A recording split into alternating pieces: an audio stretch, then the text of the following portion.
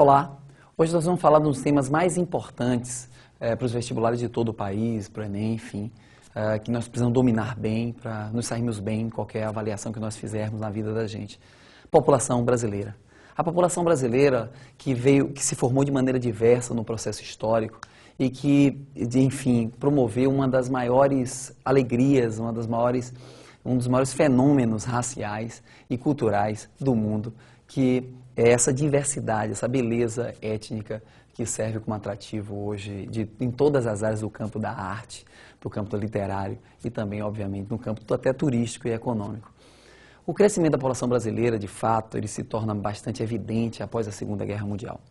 Com a chegada das multinacionais e da indústria no Brasil, ela promoveu um desenvolvimento nunca visto, atravessou esse país de estradas e fez com que um movimento que existia de maneira tímida no passado, ele crescesse de maneira muito intensa a partir de 1940 no Brasil, que é o processo de êxodo rural. Esse movimento êxodo rural, essa migração, uma das mais importantes da história da humanidade, mais importante demais para a nossa história, é o movimento da saída do homem do campo para a cidade. Esse movimento ele tem algumas razões, algumas consequências fundamentais. A primeira consequência é a busca por melhores condições de vida, o desespero do lugar de origem, a falta de qualidade de vida, a fome, a concessão de terra, enfim, faz com que esse sujeito acabe migrando em busca de um sonho, em busca do fascínio da cidade, em busca do lugar que tem movimento, em busca do emprego, em busca de uma vida com movimento, em busca, enfim, de melhorar a sua qualidade de vida. E isso aconteceu durante praticamente as últimas 6 décadas, mas de maneira mais intensa entre os anos 50 e 70. A década de 70 foi uma década muito importante, foi um marco da mudança. O Brasil se tornou urbano, mais urbano que rural. Imaginem vocês que em 1940 o Brasil tinha 80% da população no mato, na área rural, enquanto 20% morava nas cidades. Isso se inverteu a partir dos anos 90, mas principalmente a partir de 70 houve a virada. Nós tínhamos na década de 70, final dela, aproximadamente 55% da população já na cidade e 45% da população no campo. E qual a consequência disso? A consequência é que na cidade, nós sabemos, ela promove uma série de mudanças comportamentais, mudanças no estilo de vida, na forma de se viver. Nós sabemos que na cidade é onde está, digamos assim, as novidades no campo da cultura, da arte, do costume, é onde está a educação. Morar no mato não há nada, apenas o trabalho no campo. E na cidade há tudo, todas as opções possíveis, mas há também muitos problemas. A maior parte dessa população que veio desesperada em busca de oportunidades não achou essas oportunidades na cidade. As cidades esqueceram inchadas, desorganizadas, desestruturadas, sem infraestrutura, seria infraestrutura básica. Falta de habitação para todos, falta de emprego, falta de segurança, educação, saúde, lazer, habitação, entre outros. Essa migração em excesso, gerando um transbordo da pobreza rural para a pobreza urbana, fez com que essas cidades se tornassem cidades extremamente inchadas, desorganizadas e por isso com sérios problemas, como nós comentamos antes. Porém, houve uma mudança no comportamento nos últimos, digamos assim, 30 anos, no comportamento dessa população brasileira que tem emergido e mudado a sua vida de maneira bastante enfática. A primeira mudança foi a diminuição do número de filhos. Vale ressaltar que quanto mais informação as pessoas têm, mais educação as pessoas têm, principalmente a mulher.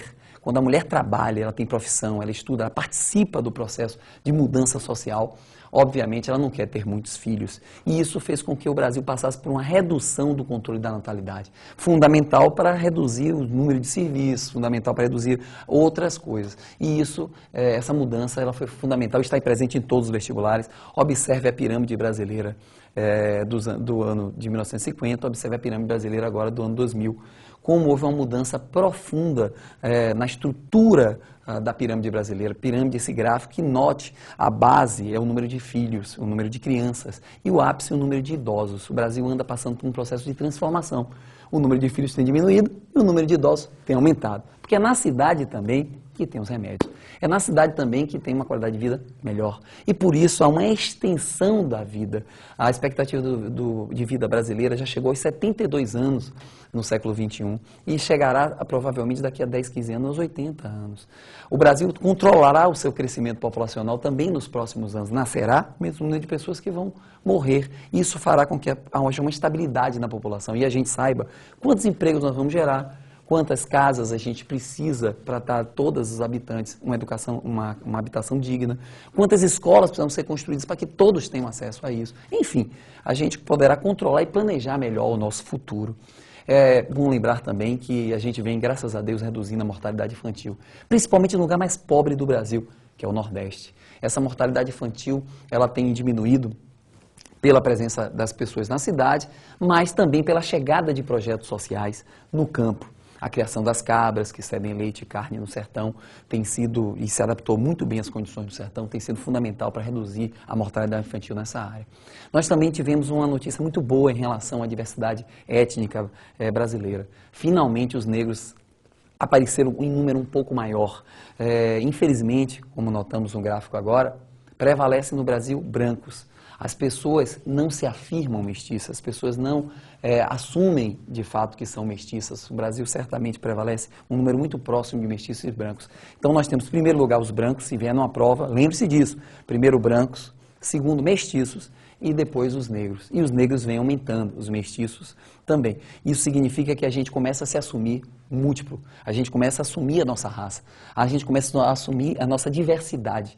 Nós precisamos construir esse país diverso, belo por isso, e por isso nós sabemos que é uma boa notícia. Há vários livros brasileiros, filmes, que retratam essa situação do movimento populacional brasileiro, desse processo de migração, na busca de oportunidades melhores de vida, da diversidade do povo brasileiro. E por isso eu vou chamar meu amigo professor Zé Carlos, professor de literatura, que vai dar esse arcabouço melhor, vai citar alguns exemplos fundamentais que nós precisamos dominar para conhecer, inclusive, o nosso território, o nosso povo, a nossa cultura, a nossa etnia e dominar bem as provas do vestibular. Valeu, Mazinho. Muitas obras da literatura brasileira tematizam o seu povo, o povo brasileiro. João Baldo Ribeiro, em 1984, ele vai nos brindar com Viva o Povo Brasileiro. Essa reflexão sobre a nossa história, essa releitura da nossa história e também do nosso povo.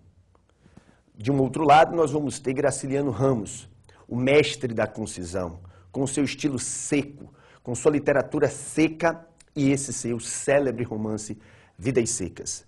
Vidas Secas que contará a história dos 6 viventes que saem de uma região que nós não sabemos, partem para uma região que nós também não sabemos, mas, claro, vamos reconhecer, através da sua sucinta caracterização, que ali se trata do Nordeste brasileiro. Então, nós vamos observar que Graciliano Ramos ele vai nos contar o drama desse sertanejo esquecido pelo litoral, esquecido pelo governo, oprimido pelo Estado, porque Vidas Secas, indiscutivelmente, é a psicologia do oprimido. Valeu, Zé. É bom lembrar que o povo brasileiro ele tem se transformado, como nós falamos há pouco, muito nesse processo de urbanização. Nós temos criado uma nova cara, e essa nova cara ela é urbana e tem muitas coisas boas e muitas coisas ruins. Nós vivemos um mundo de contrastes e contradições. Vale lembrar que é preciso dominar todo esse contexto para que a gente busque soluções, para que, obviamente, a gente possa dominar melhor esse tema, não só para passar o vestibular, mas sim para construir a cidadania necessária para a gente transformar a realidade da gente. Um abraço, fique com Deus.